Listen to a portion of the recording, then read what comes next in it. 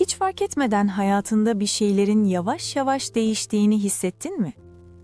Eskiden seni heyecanlandıran şeyler artık nötr geliyorsa, insanlarla konuşmak yerine sessiz kalmak daha kolay geliyorsa ve en önemlisi bunun ne zaman başladığını hatırlamıyorsan, bazen yalnızlık kapıyı çalmaz, yavaşça içeri girer, yerleşir ve sen fark edene kadar hayatının bir parçası olur. Yalnızlaşmak çoğu zaman dramatik değildir. Kimse bir sabah uyanıp artık yalnızım demez. Daha çok küçük değişimlerle başlar. Küçük vazgeçişlerle, küçük geri çekilmelerle. Ve işte bu yüzden tehlikelidir. Çünkü fark edilmez.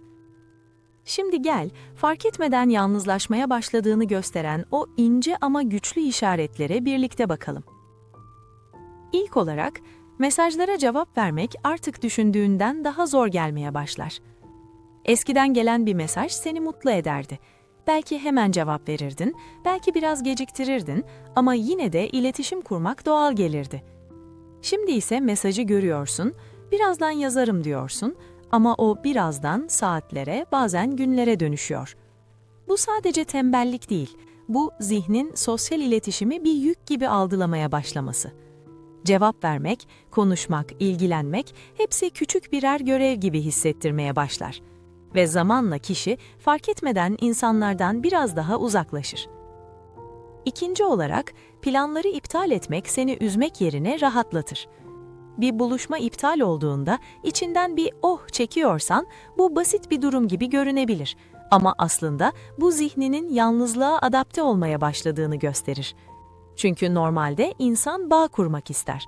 Ama yalnızlaşma sürecinde bu bağlar enerji tüketen şeylere dönüşür.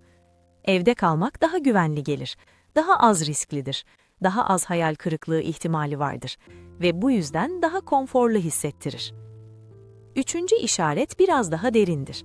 Kendi kendime daha iyiyim düşüncesi. Bu düşünce ilk başta masum görünür, hatta güçlü bir duruş gibi bile hissedilebilir. Ama bazen bu bir tercih değil, bir korunma şeklidir. Çünkü insan zihni tekrar tekrar incindiğinde şunu öğrenir: uzak durursam daha az zarar görürüm. Ve böylece kişi fark etmeden kendini izole etmeye başlar. Artık insanlara ihtiyaç duymadığını düşünür ama aslında sadece incinmekten kaçıyordur. Dördüncü olarak, paylaşma isteğin yavaş yavaş azalır. Eskiden başına gelen bir şeyi anlatmak isterdin. İyi bir haber aldığında hemen birine yazmak, kötü bir gün geçirdiğinde içini dökmek. Şimdi ise bunların hiçbiri içinden gelmiyor. İyi bir şey olduğu bile sessiz kalıyorsun. Kötü bir şey olduğundaysa kendi içinde çözmeye çalışıyorsun. Bu durumun zamanla seni daha güçlü yapmaz. Sadece seni daha yalnız yapar. Çünkü paylaşılmayan duygular zamanla ağırlaşır ve insan fark etmeden kendi iç dünyasında sıkışıp kalır. Beşinci işaret, sosyal ortamlarda bile yalnız hissetmek. Bir ortamdasın, insanlar konuşuyor, gülüyor, bir şeyler paylaşıyor ama sen oraya ait değilmişsin gibi hissediyorsun. Sanki görünmezsin, sanki orada olsan da olmasan da fark etmeyecek gibi. Bu his çok tanıdık ama bir o kadar da rahatsız edicidir. Çünkü fiziksel olarak kalabalığın içindesin ama zihinsel olarak tamamen yalnızsın ve bu yalnızlığın en derin hallerinden biridir. Altıncı olarak, küçük şeyler artık daha fazla etkiler. Birinin mesaja geç cevap vermesi, birinin planı iptal etmesi, birinin ilgisinin azalması. Eskiden bunları çok da önemsemezdin ama şimdi daha fazla hissediyorsun. Bu daha hassas olduğun için değil, daha az bağın olduğu için. İnsan hayatında az sayıda kişi olduğunda o kişilere daha fazla anlam yükler ve en küçük değişim bile daha büyük bir etki yaratır. Son olarak, içten içe anlaşılmadığını hissetmek. Belki konuşuyorsun, sohbet ediyorsun ama kimse seni gerçekten anlamıyormuş gibi geliyor. Sanki anlattıkların yüzeyde kalıyor, sanki kimse senin iç dünyana ulaşamıyor. Bu his zamanla seni susturur. Zaten kimse anlamıyor düşüncesi yerleşir ve kişi anlatmayı bırakır.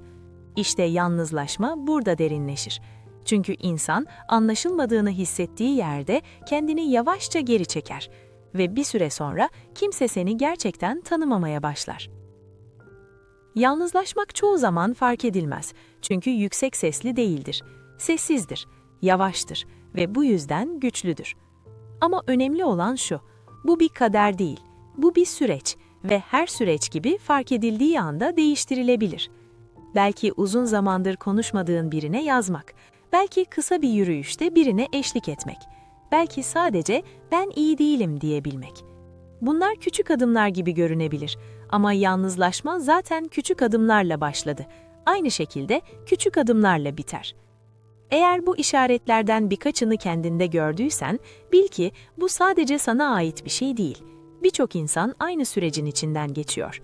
Ve en önemlisi, sen hala fark edebiliyorsun. Bu da demek oluyor ki henüz çok geç değil. Bazen hayatımızdaki en büyük değişimler en sessiz olanlardır. Ve bazen kendine yeniden yaklaşmak, dünyaya yeniden yaklaşmanın ilk adımıdır. Kendini anlamaya devam etmek için burada kal.